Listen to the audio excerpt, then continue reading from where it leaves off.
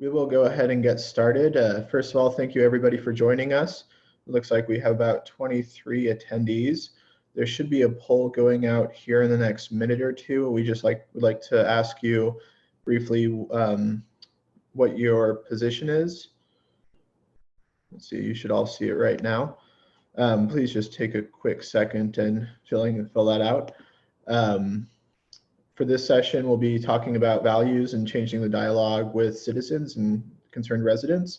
We have two excellent speakers today, Ted Knowlton, who's the Deputy Director with Wasatch Front Regional Council, and Ari Bruning, who is the CEO of Envision Utah. Thank you both for being here, and I'd like to also thank Comcast for sponsoring this session and being an excellent sponsor through a number of years with the League. So without further ado, we will go ahead and turn it over to Ted Knowlton. We should see poll results trickle in here in just a moment. Oh, here we go. Looks like, Ted, before I turn it over to you, it looks like about 52% of our attendees today are city staff. We have 6 who are mayor or council members, and then we have some planning commissioners, and then a few other state and county folks. So with that in mind, I will turn it over to you and you can get started. Carson, thanks so much. Good afternoon, everybody. It's great to be with you in this bizarre time, bizarro land. So let me show you an image that I was a part of. Why is it doing this? There we go. Now I'm on the Planning Commission side of this shot. By the way, I don't recommend taking photographs of residents in the middle of a public meeting, but another planning commissioner took this shot. Does this look like something that you have also experienced in your community? I kind of think that in my career in planning, we have never, now let's go back before COVID-19. Let's take the year before COVID-19. Ask yourself this, does it feel like it has been the most intense time of grappling with growth that you have experienced? I would say it is for me. In fact, I tend to use the phrase, the growth freak out.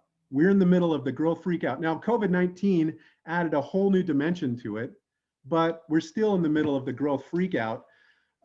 Conversations can be really challenging as we grapple with this question of how do we handle the growth that is coming to Utah and what does it mean for our communities? And so today, I'd like you to look out for what are some process ideas, ways to handle it in the way that you go about the process of developing plans and zoning, and then communication solutions. Ari and I are gonna sort of go back and forth, bing bong, because we're used to finishing each other's sandwiches, and so we will do that. I borrowed that from Disney, of course. So Ari, why don't you start us out here? All right, thanks, Ted. So Ted mentioned we are in the middle of a growth freakout. Well, that growth freakout actually began a long time ago. We've been one of the fastest growing states in the country for a long time. In fact, for the last 10 years, we've been the fastest growing state. And, you know, people ask me, why don't we just stop growing? Well, the reason we grow is because it's a great place to live and we have a strong economy. And I don't know how to stop growing unless we want to not be a great place to live and have a terrible economy. I guess that worked for Detroit, but I don't think we want to go there. So yeah, go to that next slide. So in 2015, we at Envision Utah, in partnership with the governor's office and others, we worked on a statewide vision we called Your Utah, Your Future. And we were looking at the year 2050. And if you go to the next slide, we put together some scenarios for what we could look like in 2050. And you know, we had a spectrum of different options, everything from we grow the way we were growing at the time, to things like we do walkable mixed use centers throughout our communities. We had one scenario where our urban areas like Salt Lake City continue to densify and grow and the suburbs don't. And we modeled these, we took them to the public. And if you look at the next slide, 78% voted for one scenario. And it was that scenario with walkable mixed-use centers distributed throughout our urban areas. And when you think about that, 78%, if an elected official got 78% of the vote, we'd say they had a really big mandate and we'd be shocked, right? It's hard to get 78% of Utahns to agree on anything. So 78% said, I want walkable mixed-use centers. And so what that means is when you're looking long-term and you're thinking about growth and you're thinking regionally, this is what Utahns say. This is what I want. And now if you go to the next slide, we also have a market dynamic that's happening. We did this survey in Utah County, and on the left of the slide, we asked them what's the ideal community you would want to live in if you could live anywhere. And interestingly, 42% picked something not just traditional suburban neighborhood, something more walkable, maybe more urban. You know, walkable suburban would be like Daybreak, low density urban, think the avenues, urban mixed use, think downtown Provo, if we're talking about Utah County. And then we looked on the right, we said, okay, what exists today? What percent of the housing stock falls into each of these categories? And we figured that only 20% of Utah County's housing stock fit that kind of development style. So we have this growing demand for that kind of development. There's a shortage of it. We know Utahns say we want more of that development style when you think long-term and regionally. And yet, if you go to the next slide, you propose something like that near people and you get this visceral negative reaction. And why is that? Why is that? And it has to do with values. So that's why we're going to talk about values today. People view what you propose or what a developer is proposing as threatening what they value. So Ted, back to you. You know, sometimes, so NIMBY, if you're not familiar with that phrase, it stands for not in my backyard. And I would say that this is a universal trait. A NIMBY is not a person. A NIMBY is a mindset or a way of reacting that we all have. We all have NIMBY tendencies. And those that are expressing NIMBY thoughts, they're not wrong and they're not bad. But by definition, they're seeking to minimize impacts near them that they may experience in the near term. And the challenge there is that that's not the totality of impacts. That's not the totality of benefits. So that's the issue at hand is a NIMBY has a valid point of view. They matter. And we just need to help understand what's left out of the conversation when we only focus on the NIMBY thoughts on a plan or a process or a development. So the issue here is, so if NIMBY thoughts and concerns are valid and real, and we all have them, then what's the problem? The problem is that those that are motivated by NIMBY concerns, near-term impacts, geographically adjacent impacts, they tend to show up. Boy, howdy. This room is full of the people that felt concern about near-term and adjacent impacts. NIMBYs, those that have sort of a NIMBY reaction to something, not only do they show up, but they also tend to run a lot. They run for office a lot. And in the totality, it tends to imbue our plans and policies and even our reaction to development with those fundamental values. They're not wrong values, but they don't always represent the totality of an impact. Now, let me give you an example here. Think about how a NIMBY reacts to, if you've seen this in your community, how a NIMBY might react to, somebody with a NIMBY reaction might react to a major crosstown trail, even a major park, living across the street from a major park. Those things we know have massive quality of life benefits, but if we only make the decision based on those across the street from the trails or the parks, how many of them don't happen?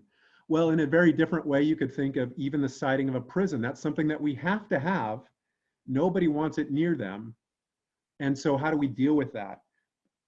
Think about it with regard to housing and where housing should be relative to where people are trying to get to, whether it's a college or how they want to get around. Let's say public transportation. These are examples of where there might be a disconnect between the total benefit of a potential idea and the NIMBY reaction to it.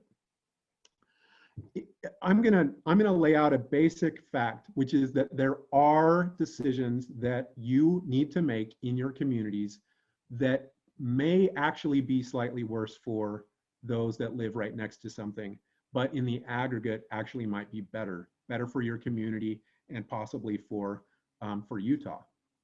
And what do you do in that kind of situation? So let's unpack this a little bit. Here's a principle. You're faced with a room full of people that are motivated by near-term and geographically narrow interests. Let's say it's a development.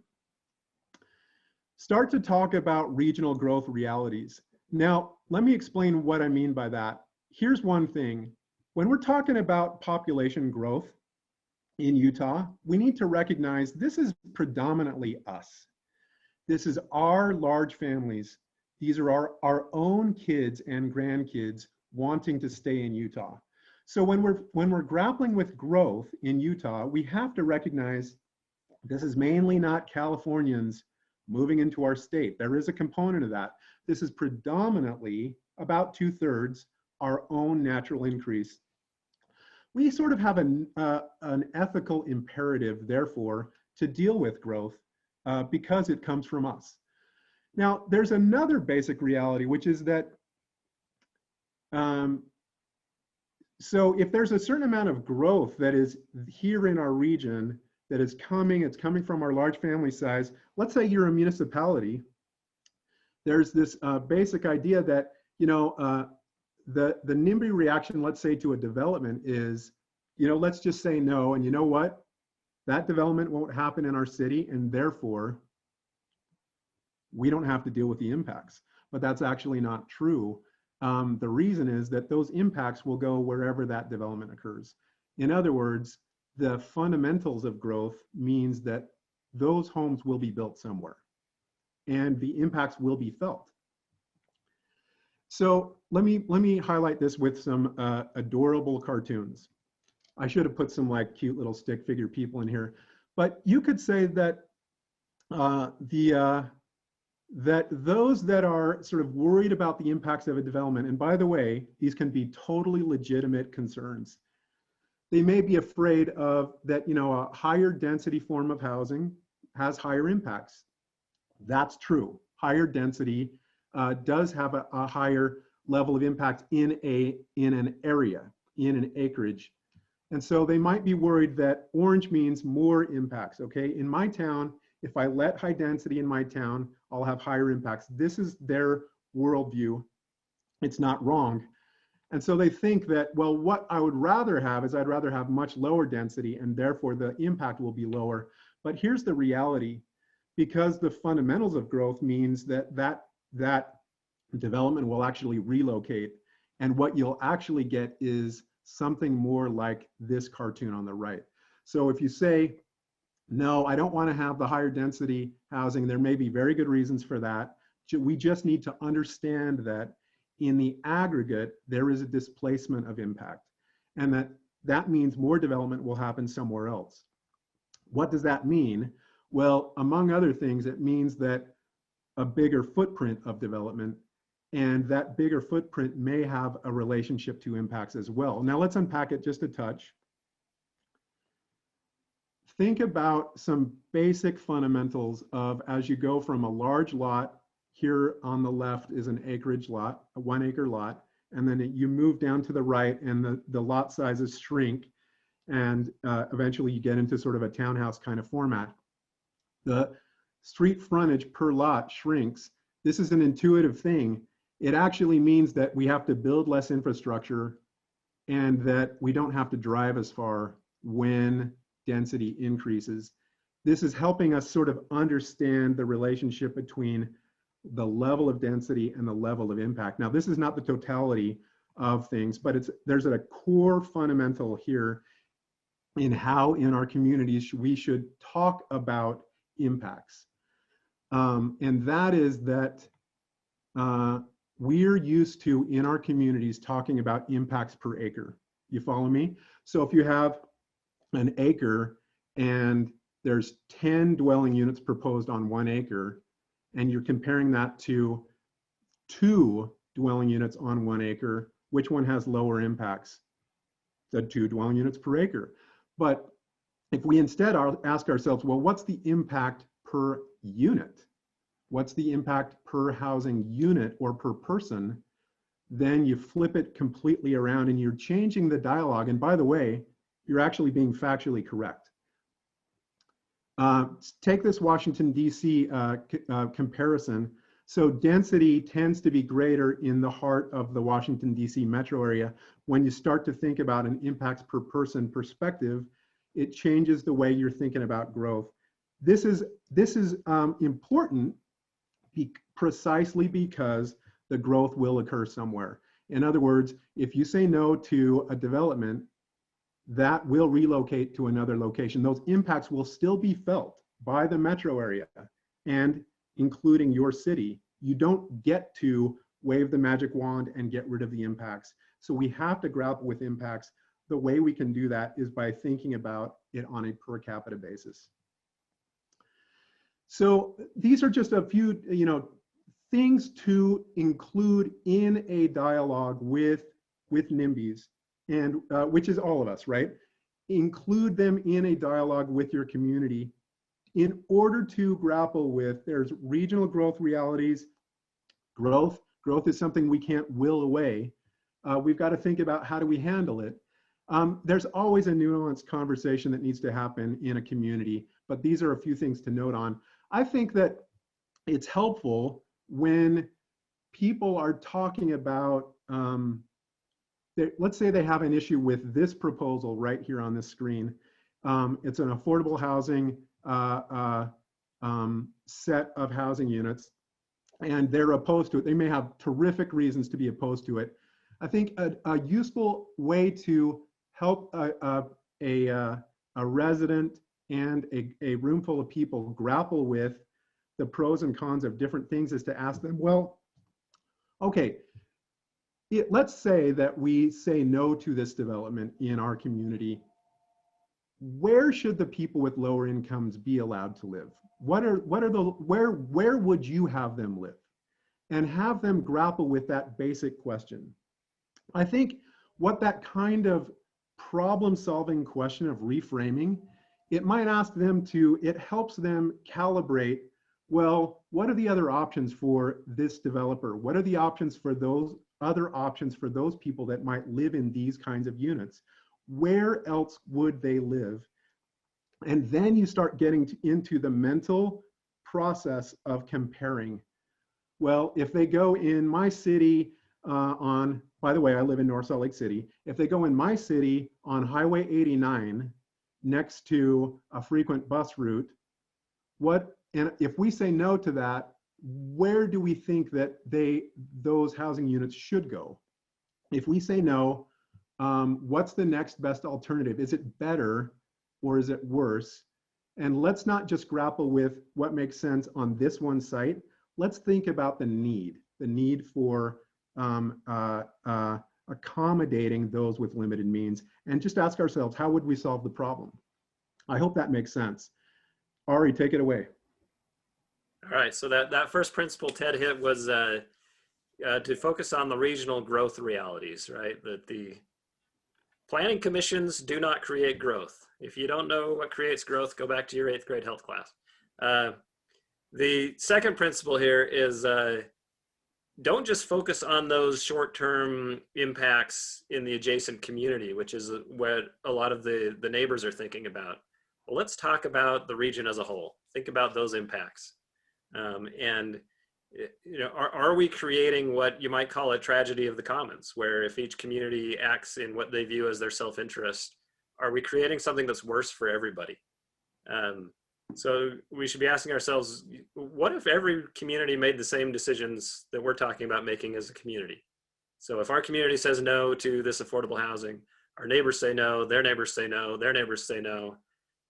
What is the collective impact of that on our region, our society? What happens? And I can talk a little bit about that, unpack that a little bit, but also talk not just about the short-term impacts, but the long-term impacts. Utahns are very motivated by thinking about what life's going to be like for their kids. And so when we start talking about not just this short-term slight increase of traffic maybe in your neighborhood, and you start talking about, are your kids going to be able to find a place to live that's not your basement? You start to motivate people. So let's unpack this a little bit. You go to the next slide. This is, just thinking about housing here. There are lots of other growth issues we can think about, but we are in the middle of a pretty severe housing shortage in Utah. Somewhere around 50,000 units fewer than what we need. If anybody's tried to buy a house lately, you face this reality.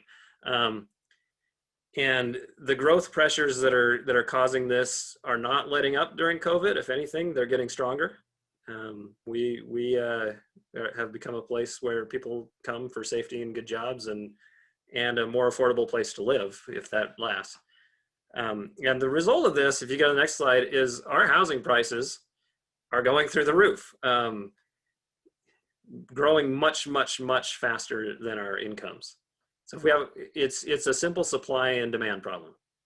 People are looking, there's plenty of demand for housing. We don't have enough. And that's what's causing these prices to go up. So, and go to the next one. Where do we need the housing? Well, we need it near jobs, because we don't want people driving long ways, causing congestion, causing air quality impacts, having a miserable quality of life. And I just picked Salt Lake County here, but you could pick anywhere that's kind of a job center. So Salt Lake County, we've got 46% of the state's jobs in Salt Lake County. That's where I live. And just a little over a third of the state's population. What does that mean? That means people are commuting in. So if every community in Salt Lake County says, I don't want to allow housing here, where does the housing go? It goes in the next valley over.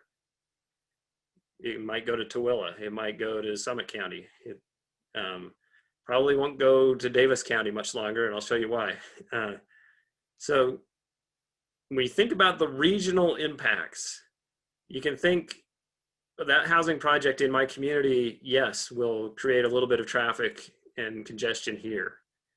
But if all of our communities say no, and the housing goes to the next valley over, we're going to create a lot of traffic and congestion as a region. So go to the next slide. So if you're thinking about where does it go? Well, Salt Lake County does not have a lot of land left.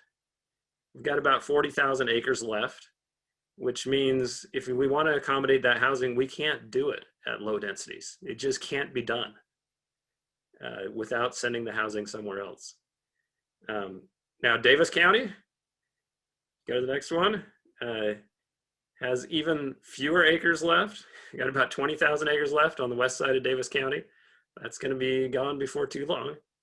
Weber County, if you go to the next one, a little bit more, but still not a ton. And it's kind of up there in the northwest part of Weber County, not terribly close to jobs. Utah County's got a fair amount of acreage left. And this is why Utah County is now our fastest growing county on the Wasatch Front. But again, a lot of this land is in the next valley over. So it's out by Eagle Mountain, Cedar Valley, Goshen Valley. So again, there's lots of land, but it's the next valley over. You send it to the next valley over, you're adding 15, 20 minutes to every commute.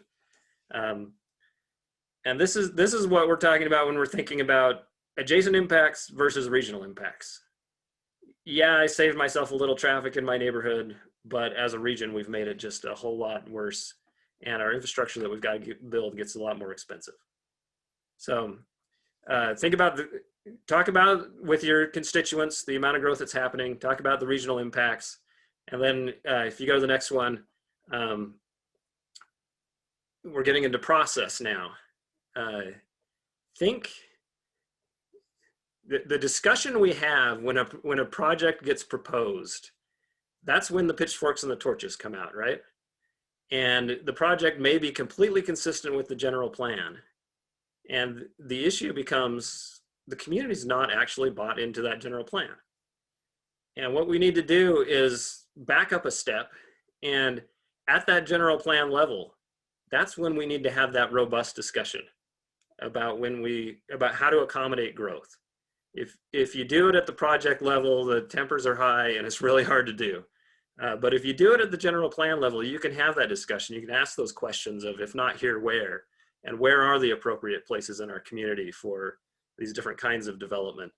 And if you get enough input and buy-in and outreach with that general plan, then you can stick to it. And you may get some people upset from time to time, but if you stick to that general plan, you can remind them, we had this conversation and we decided this was the appropriate place for this kind of growth. And other places you can say, no, this is not the appropriate place for this kind of growth. And if you go to the next one, how do you do that? How do you accomplish that? The first thing you need to do is make sure that you're getting a lot of participation in that community visioning discussion. You know, having 20 people show up at an open house or 5 people submit comments online, that's not enough to get that kind of buy-in that you need. It takes time, it takes budget. You need lots of people to participate. You need to have a robust discussion about the reality of growth and the trade-offs and pros and cons of different approaches. And as you do that, you need to pick outreach methods that don't just allow a few voices to dominate the conversation. You know, our traditional public hearing where the angry few show up and speak and they're given 3 minutes to talk is a perfect way to allow a few loud voices to dominate the conversation. So we need to start thinking about ways to get a much broader swath of the population to participate. People who might not be comfortable speaking in public, they may be comfortable giving a little bit of input online. They may be comfortable taking a survey. You got to think through how to reach them and how to get their input in a constructive way. And then what input on what? So go to the next one. As you do this process, pose trade-offs. We always use scenarios in our processes, and that's because you can cast your mind forward. You can think about what life's going to be in whatever year you're planning for, 2040, 2050. What people are concerned about when they come out and oppose a development proposal is they're concerned about change. They want things to stay the same as they are. Well, when you're in a place that's growing rapidly, I'm sorry, but it's not going to stay the same as it is. And so with scenarios, you can start to compare one virtual 2050 with another virtual 2050 instead of comparing 2050 versus today, because keeping it the same as today is not one of the options that should be on the table. It's just not going to happen. So compare those alternative future states, and as you do that, don't assume that growth's just going to go away. So if one of the options that people want to look at is our community accommodates less growth, we stay low density, that's okay. That's a scenario to pursue, but that growth needs to go somewhere. So if it doesn't go in your community, it's going to go to the neighboring communities, and that's going to have impacts on your community. And model those impacts against the things that people tell you they care about. If they're worried about housing affordability, look at what housing affordability looks in one scenario versus another. If they're worried about traffic, then look at what traffic looks like in one scenario versus another. If they want to be able to get around by walking or biking, look at that in one scenario versus another. And that's not just about the infrastructure you build, that's also about how far away things are and so forth. And be honest about those trade-offs. There may be some things that normally we might sugarcoat, but be honest about them and let the public choose which future they want to pursue. Once they're educated about all the impacts, not just the local ones, but the regional ones, then it's up to them to choose. So I want to give you an example of how to use scenarios. This is a process we just are wrapping up, looking at Utah County's future to the year 2050. And we're calling it Valley Visioning. So we worked with stakeholders and the public to put together 5 scenarios. So this is scenario A, how we've been growing for the last 20 years. We just projected that forward to 2050. And I want you to pay attention to kind of the visualization techniques we're using here. So on the left, we've got kind of this conceptual image, 3D image that shows you kind of what the development style looks like. And then on the right, you can see the footprint of the additional growth, with the darker orange there showing you the new growth versus the light orange being the existing development. So let's look at scenario B, which is a little bit more of the walkable mixed use centers. You can see the development footprint shrink a bit. You can see that the style of development becomes a little bit more center oriented, a little more compact. Scenario C is growing to the west as opposed to south. A lot of people said preserve that ag land to the south. So we did that scenario, growing towards Eagle Mountain. Go to scenario D. We figured if we're going to do that, we better do one where we grow south. So we put that scenario together. And then scenario E, we had a fair number of people who said, let's grow up, not out. So this is our urban infill scenario, the highest density. And we put that one together. And then what we did is we worked with Mountain Land Association of Governments and others to model the impacts of these scenarios. And then we conveyed those to people. As a community, you might not need to look at quite as many impacts as we did. We looked at everything from household water use per day, and we varied the landscaping of the lots and so on, to drive times and how much we spend on transportation and so on. We even looked at how much ag land was going to be lost in each scenario. And this is just the first page. You can go to the second page of the impacts we modeled. We looked at disaster resilience and air quality and even workforce and education. So just an example of how you can use scenarios to show people what the impacts will be. They can imagine what life's going to be like in the future. And think about, in 2050, I have kids that will be roughly my age in 2050. And I always think about, what will life be like for them? Will they be able to get a job? Will they be able to afford a place to live? Will they be able to get around without sitting in traffic all day? So I'll hand it back to you, Ted. I think part of what Ari talked about with the scenarios, and also you recall the slides where Ari talked about the value of allowing housing near jobs, is this basic idea that where matters. And I find that, I'm oversimplifying, but I find that oftentimes the conversation in communities is, do we want higher density or not? And I would suggest that a better, more fruitful conversation is, what are the locations that are appropriate for workforce housing? And recognizing that a community can, and I would say even should, in my view, have a diversity of housing. In other words, most of a community can, and I would say even should be, single family housing. There's nothing at all wrong with that. And there are then in communities, places where it might be near transit, it might be near jobs, it might be near a main street, where you might say, well, these are strategic locations. They're locations where if we allow workforce housing to grow there, the benefits might outweigh the disadvantages for our community. So there are questions like this. Here's another cartoon. Yellow meaning the same level of housing type across your town, the inner ring, and the towns next to you, the outer ring. And take those two cross lines as transit, let's say, or major roads, two major roads.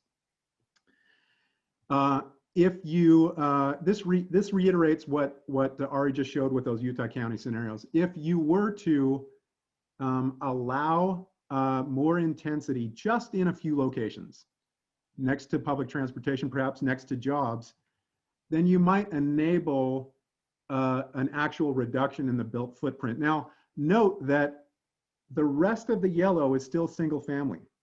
The rest of the yellow is still lower density. Lower density is not bad at all, but there are locations where there's the relative advantage of locating workforce housing tends to amplify.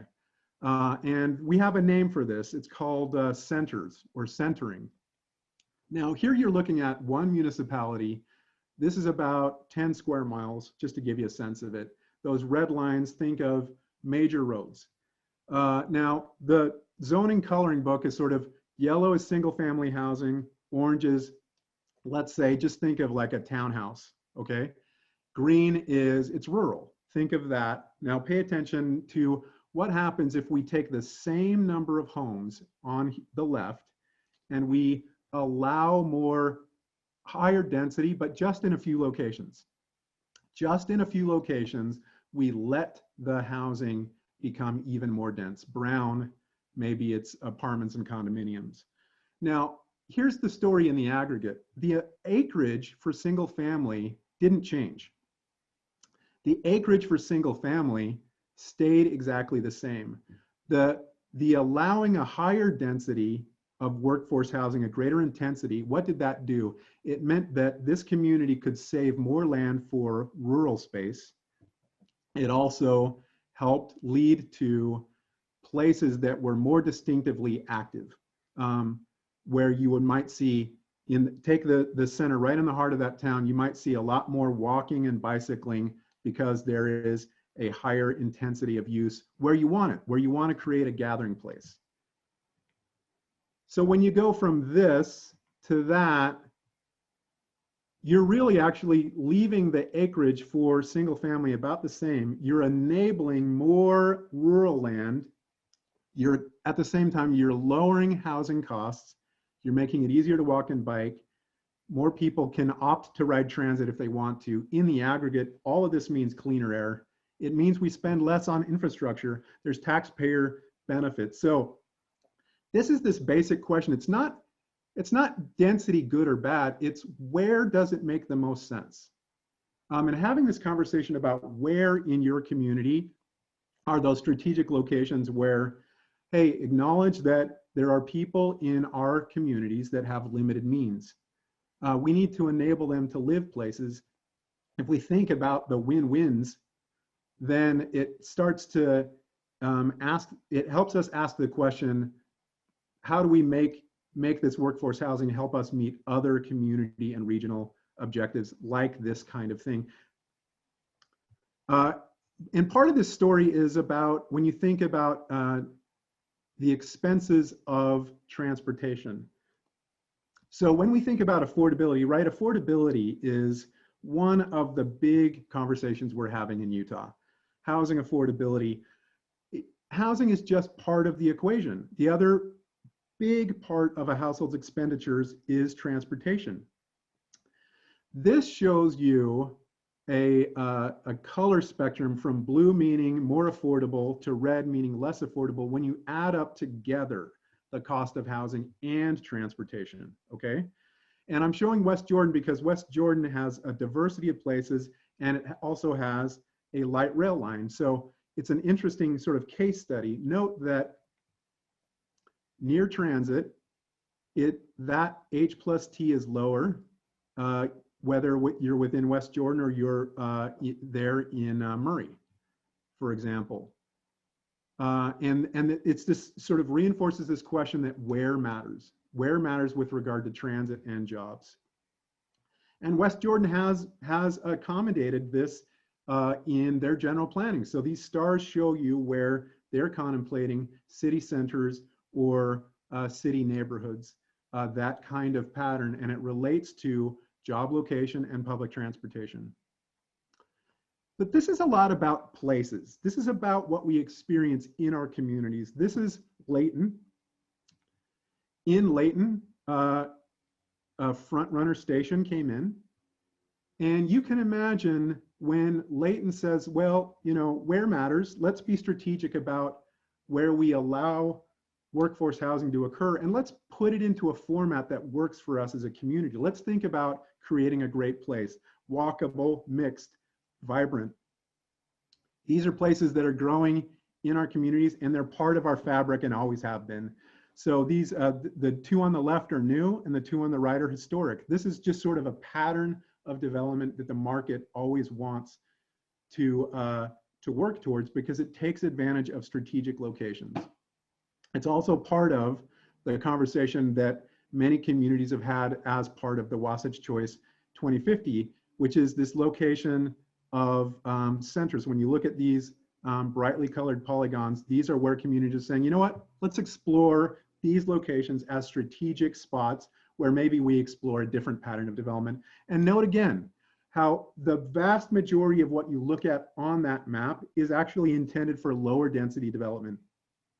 We can actually accommodate a variety of housing choices and help make sure that people can find the housing choices that meet their particular needs as we think about what makes sense and where matters. Ari? All right, so this is where we're going to get into the meat of values. When we talk about issues, you got to understand not just the issue itself, but what the consequences are in people's lives, and what emotions and values are triggered.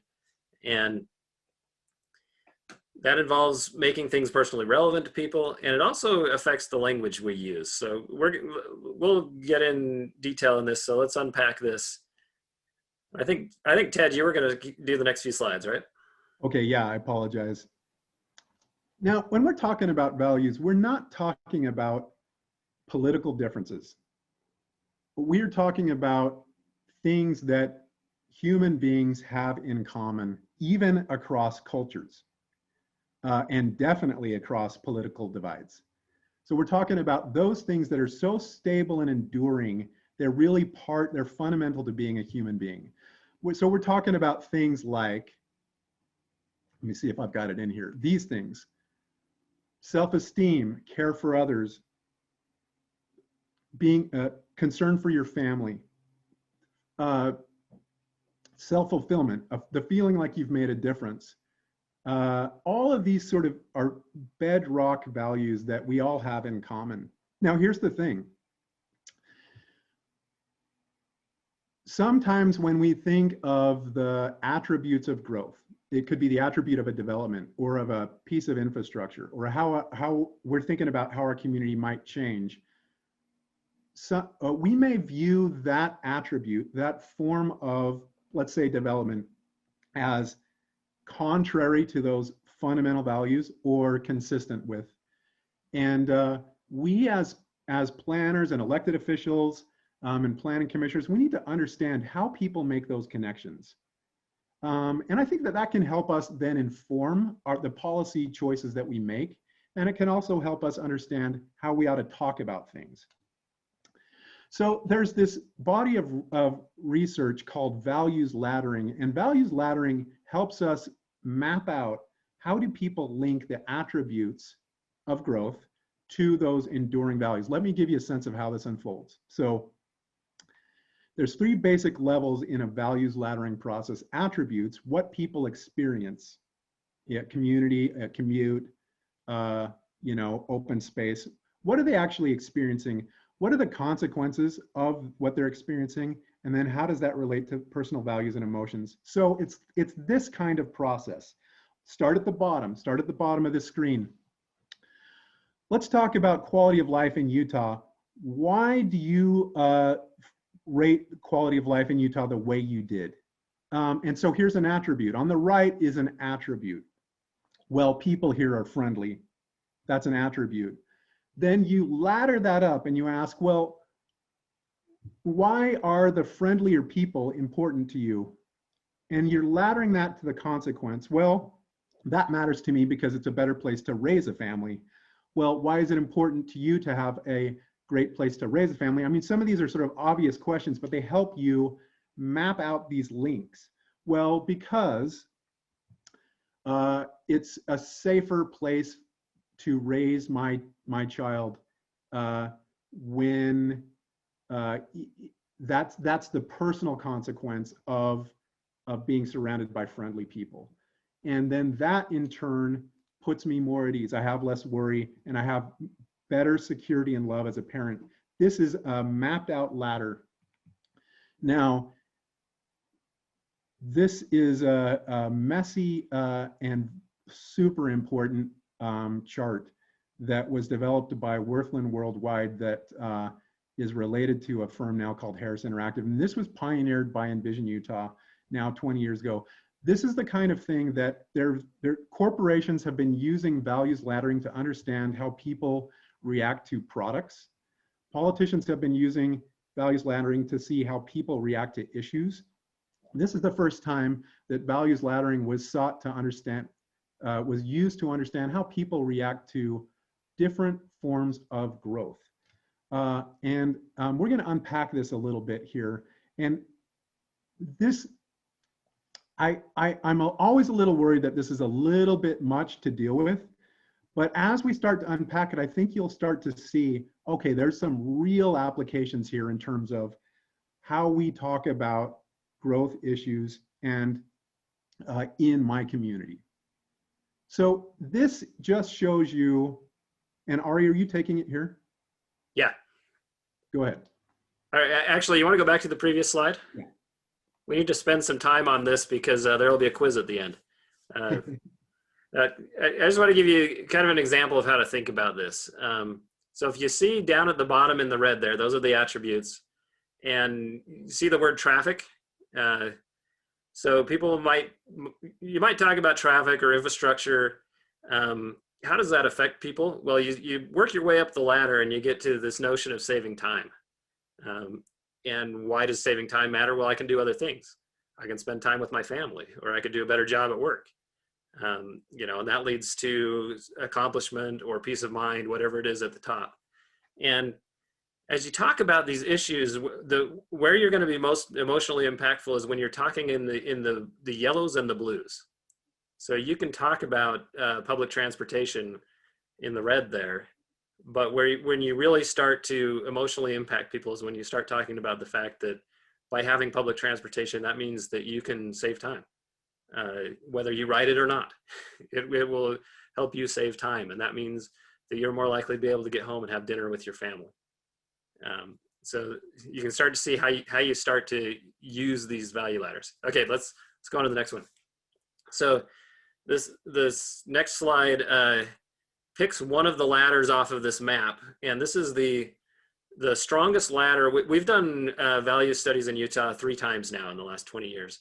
And every time this comes out as the strongest values ladder in Utah. Down at the bottom there, it's about the people. We just like being surrounded by good people. A family-friendly community, it's a close-knit community. We trust the people around us. What does that do for us? What's the consequence? It's a good place to raise children. I can spend time with my family and friends. That makes me feel safe, makes me feel a sense of community, and that ultimately leads to peace of mind and personal security. So, normally when we think about safety, we don't think about it being about the people who live around me. That's what it's about in Utah. Now, if this is the strongest value ladder, then that has some consequences for how we think about growth issues.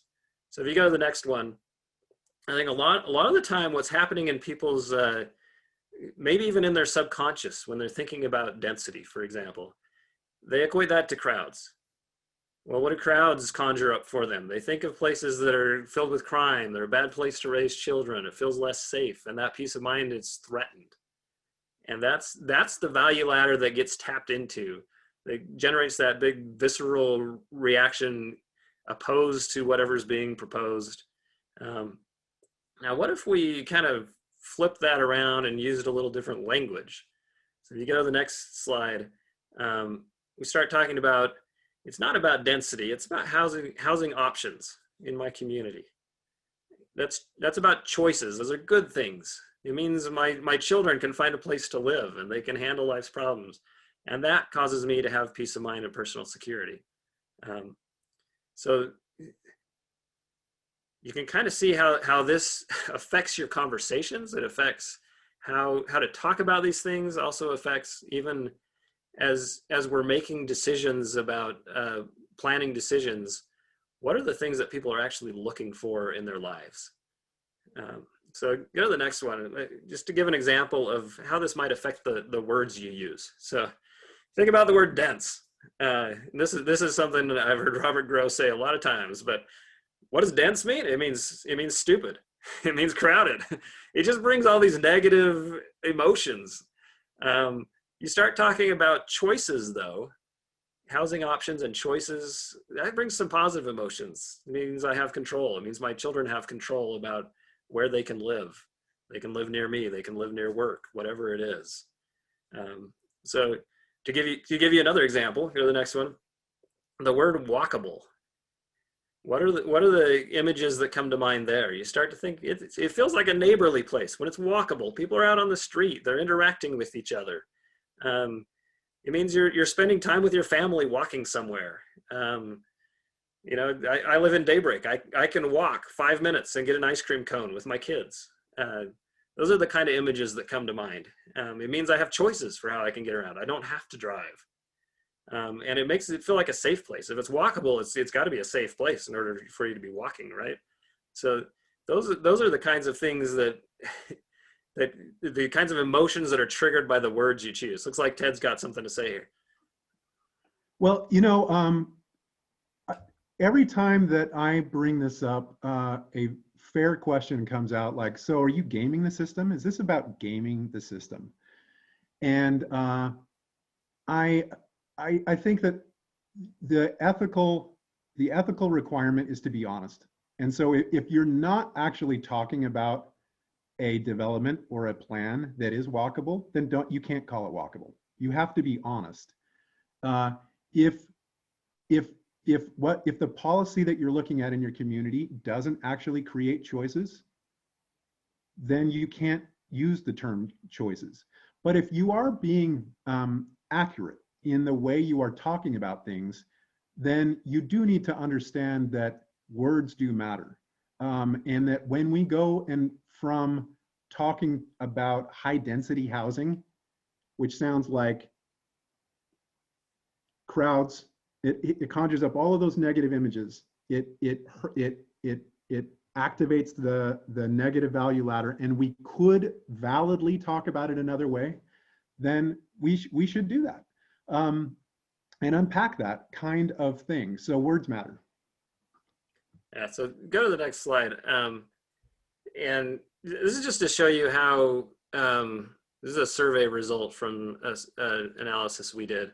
You can kind of see the values playing out here. So we asked people, we gave them what, 6 or so messages, reasons why we should allow more housing options in our communities. And we asked them, how compelling is this message? And the top 2 there, go look at the top 1. It makes it possible for teachers, firefighters, police officers, and other people who work in the community to afford to live there. Now think about that value ladder about good people.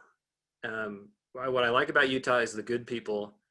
And somebody might be thinking high density housing, I don't know who's going to live in there. I don't know if they share my values. This reframes it a little bit about who lives there. These are the people who work in my community. They're the teachers, the firefighters, the police officers. These are good people. These are people who should be part of my neighborhood.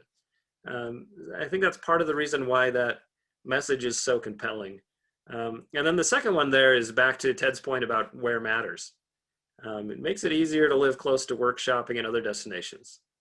So by allowing housing in my community near work, we can have better air quality, we can have less traffic congestion, and so on. So you can start to see how those value ladders are starting to play out there. I think I've got one more slide, I think, right? Thinking about transit. There's actual research behind this.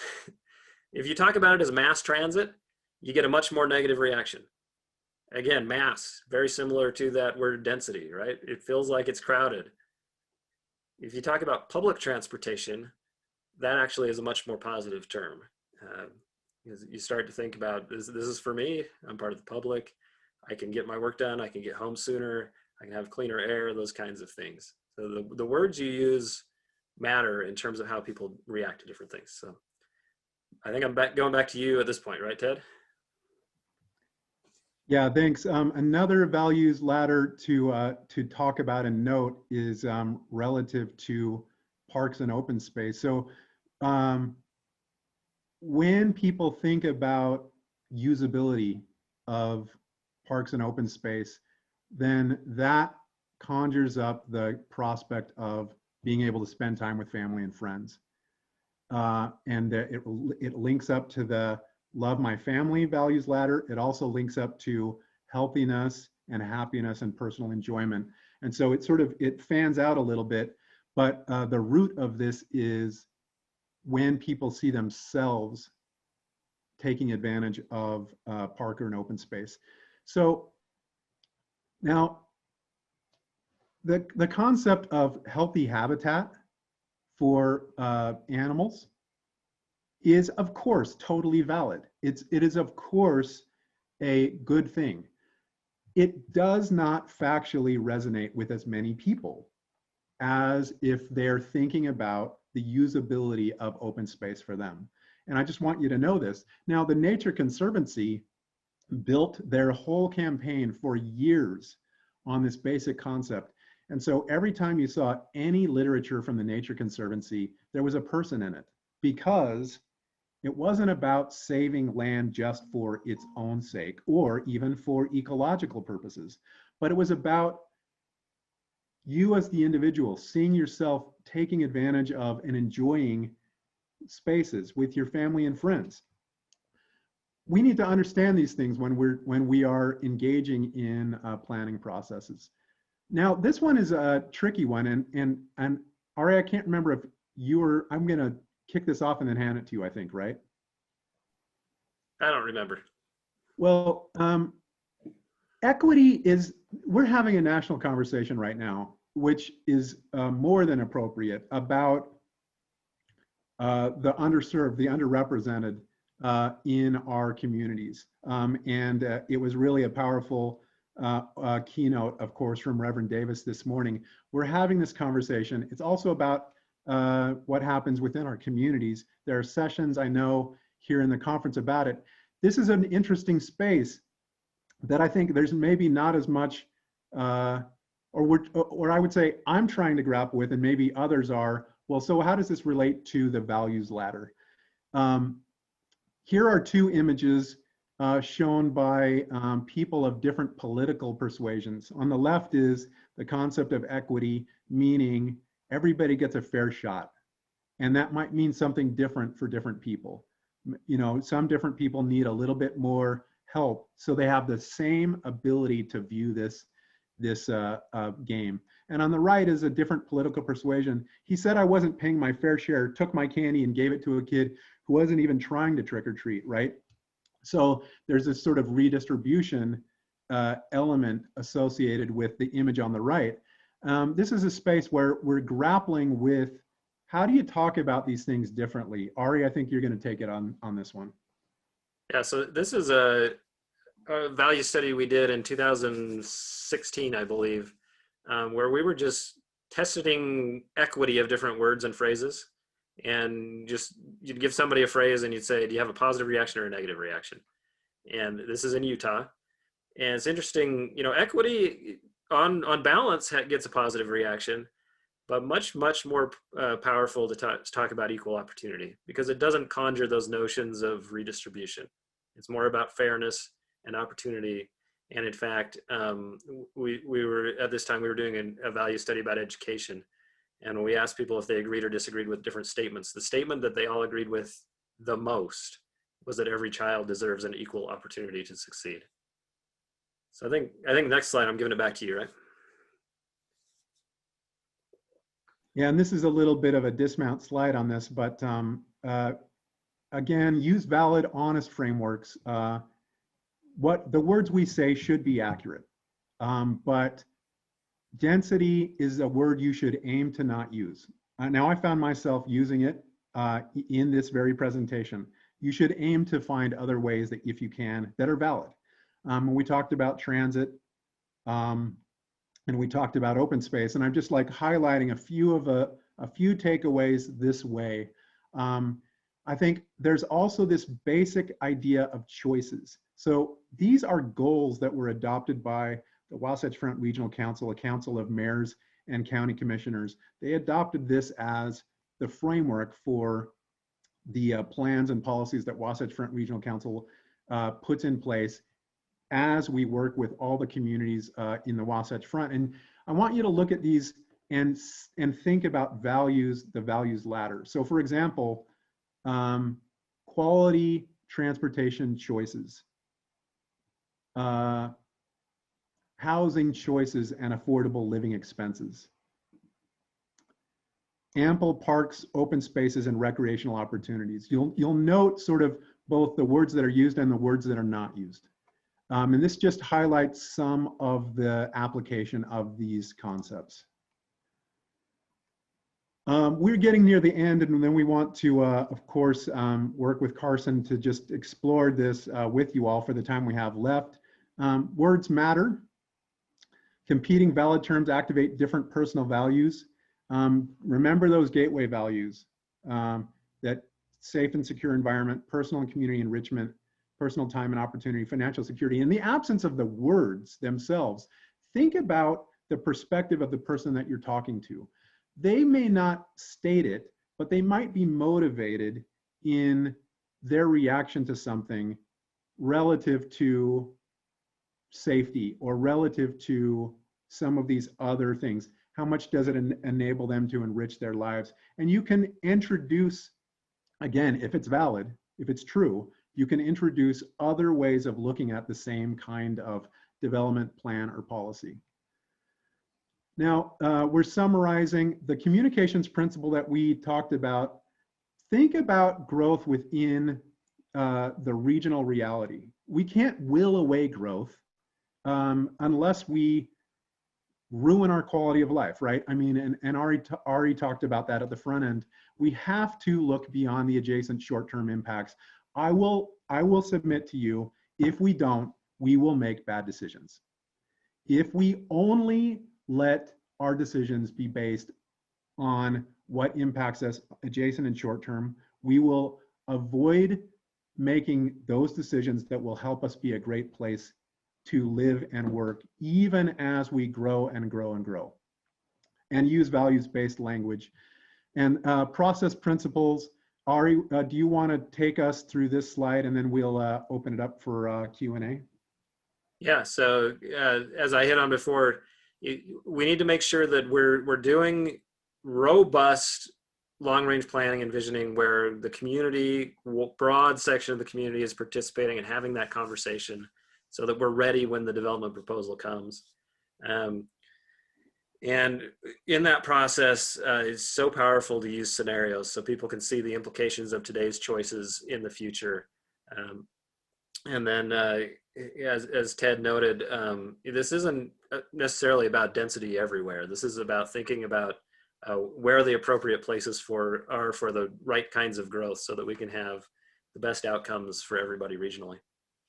And I think we've got a slide with a link, right? But so on our website, envisionutah.org, we have actually multiple values studies. This will take you to one of them. But you can study the different values ladders and think about how that applies to your community and how you ought to be communicating about different things. We have one on air quality, one on education, and we have a number of general ones about quality of life in Utah.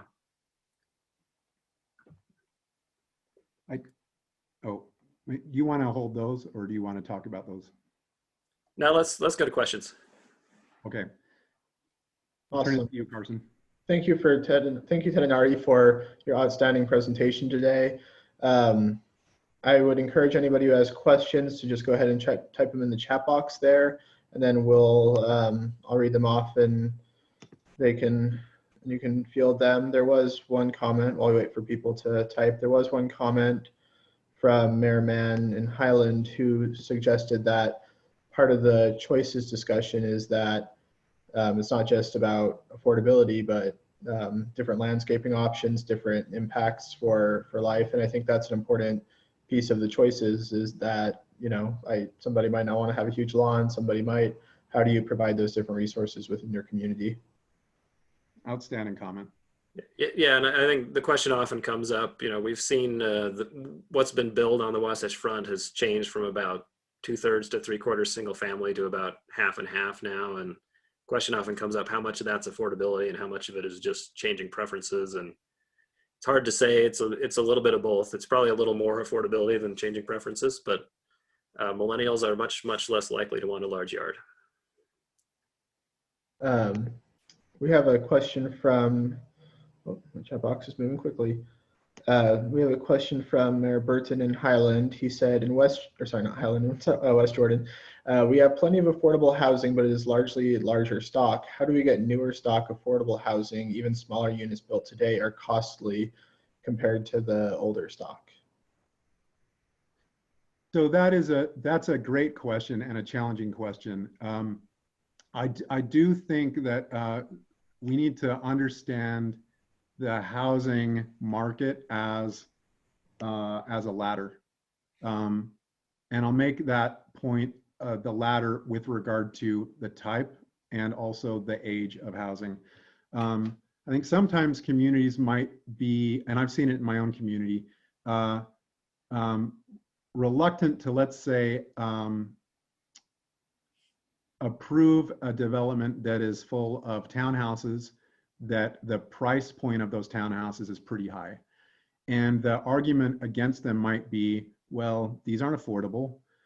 But what they do is they help the people that would be buying those townhouses from bidding against those with perhaps more limited means for the housing stock that is less expensive. So we kind of have to meet housing needs across the entire ladder. So it's that those townhouses take pressure off of other housing types. We have to understand those kinds of linkages. Now, with regard to age, it is just a basic fact of life that new housing product, there's a lot more interest in it. There's a lot more buyers. There's a lot more renters that want new, and they will pay a premium. And they're also just costly to provide. Now, the only way we get more older housing stock is by building new things. Does that make sense?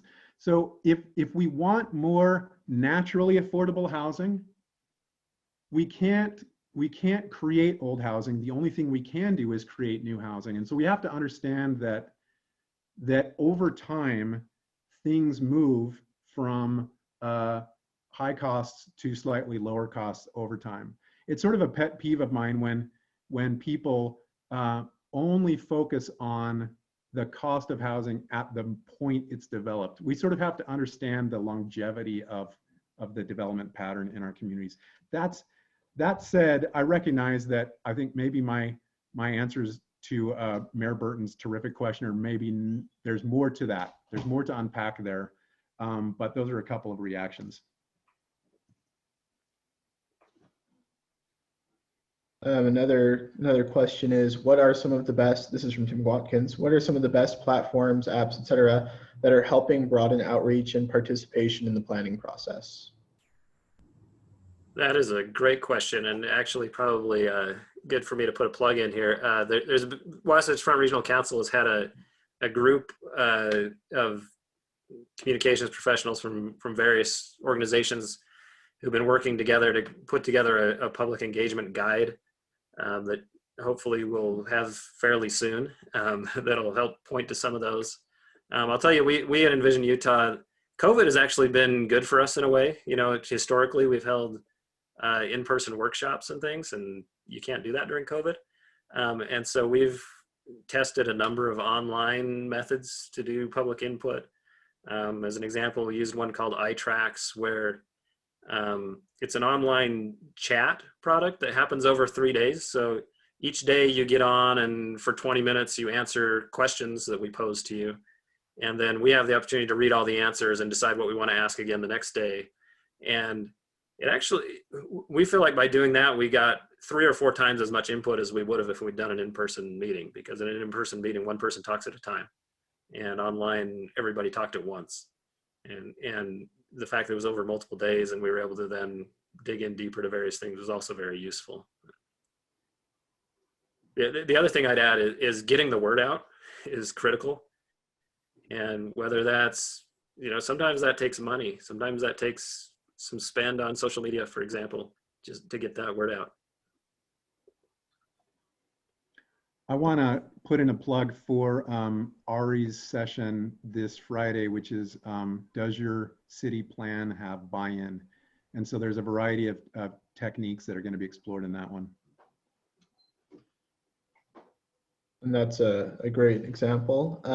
Let's see, we have another question from Ali Avery. How would you address concerns from people whose values are based upon fear of the other? Ari, I can jump in on that. And hi, Ali. Ali and I get to work together in North Salt Lake. I think there's one thing is to reframe it about them being the other. How many of us, and you can even ask residents themselves, how many of you that are perhaps concerned about the impacts of this, let's say, apartment, how many of you have lived in apartments? You can have them do that, and that sort of helps them reflect the basic notion that there's a life cycle point here. It's not them and us, it's us in different points in our life. And Ari talking about the people that are so important in our communities, police officers, teachers, that may have relatively limited means, and that we're putting a face to people, and that helps, I think, resolve the other. Now, I would even say that you can cast a light on if people actually are, let's say,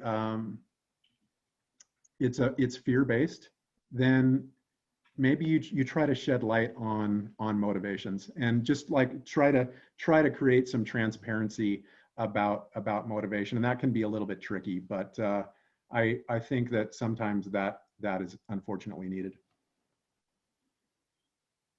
What would you add to that, Ari?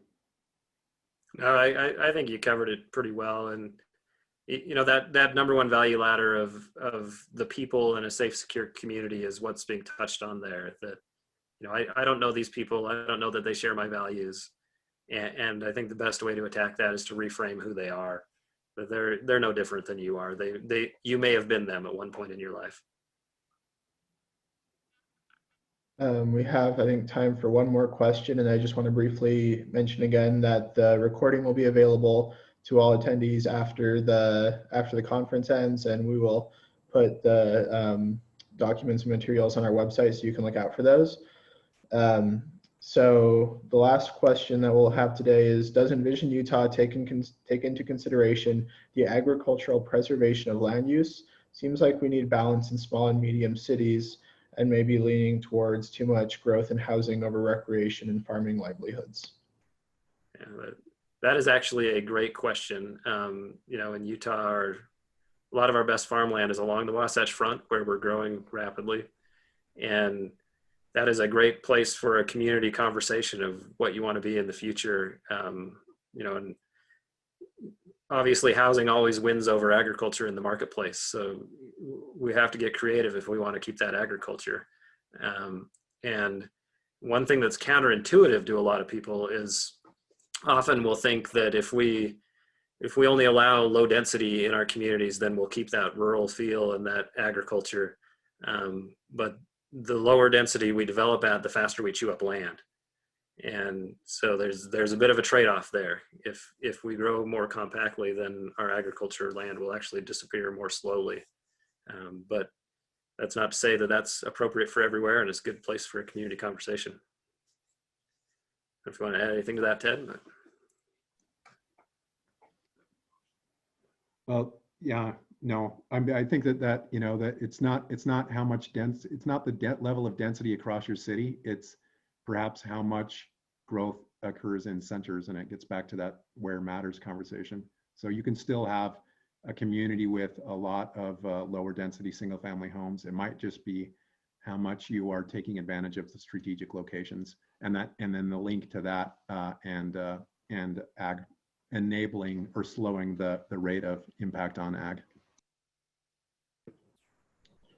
Alrighty, and then with that, we will end this session. I want to thank both Ari and Ted again for all of your time and expertise. If anybody has any questions, I'm sure that both Ari and Ted would be happy to answer them. And ULCT is happy to forward on any questions that you have as well. Thank you all for your time today and participating in the conference in general. And we look forward to seeing you all soon. Thanks again to our sponsor, Comcast, as well.